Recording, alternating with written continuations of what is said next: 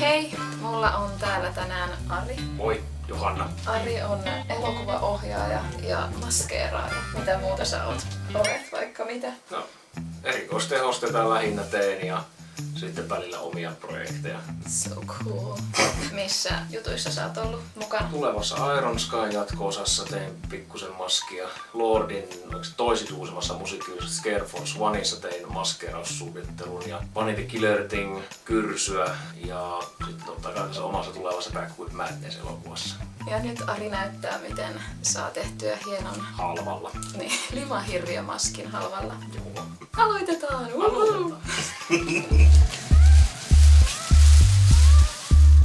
Suojataan hiukset, pistetään elmukelmulla, se on halpaa ja hyvää. My favorite. Aika rentouttava toi, miten toi rapisee toi muovipään ympäri.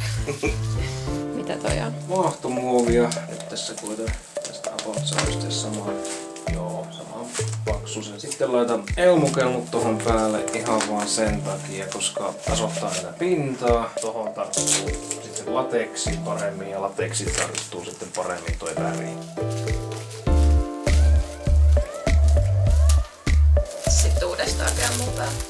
Joo, teippien päälle just. Mitä sä nyt teet? Tehdään tämmösen halpoja vinkkejä, niin teen tämmösen nopeita tämmösiä palasia, että saadaan tämmönen niinku nenättymys, vähän kuulomaisuus saadaan.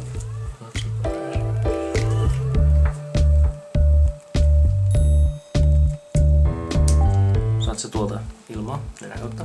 Jotenkin. Joo. Joo, se on hyvä. Se on hyvä saada. Joo.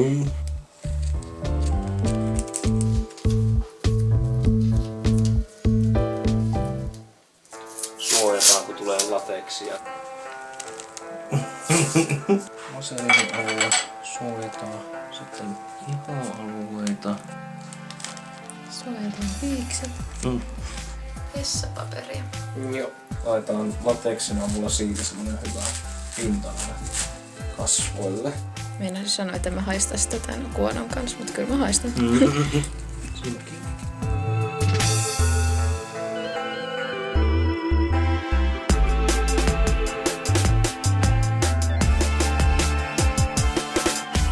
Onks käynyt jotain mokaa joskus, että jonkun parta jää kiinni? Parasta toi lähtee paremmin kuin esimerkiksi hiukset. Hiukset joita koetaan suojata. Mutta ystävämme Jere, niin hänelle tehtiin kerran kipsivuotti ja unohtui välistä kerran laittaa elmukelmun. Laitettiin rintanasta vuotta ja lähti rintakarvat. Piti raottaa ja saksilla klek klek klek. Terkkuja Jerelle. Ei muistella pahalla. Se on paska!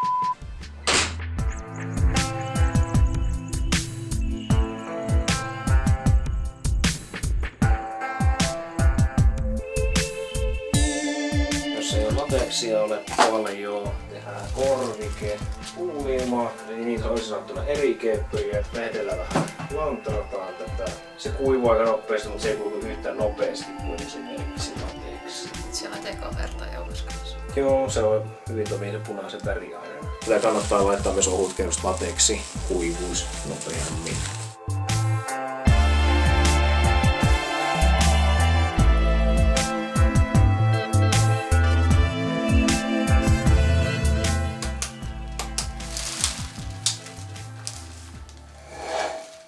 Menikö se rikki? Oh no.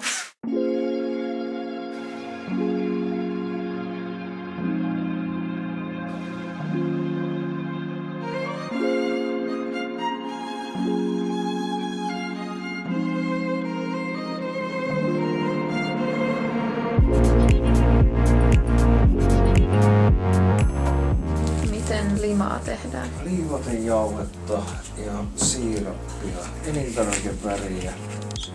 Liivatejauhet vaikka tuon verran ja sitten laitetaan vettä vaan just sen verran, että se nippanappa tonne sekoittuu. Ja mikroi tuolla. Yritän tehot ja se on nyt sulanut. Mitä enemmän suhteessa on liivatejauhetta, niin sitä enemmän tulee jähmemmäksi.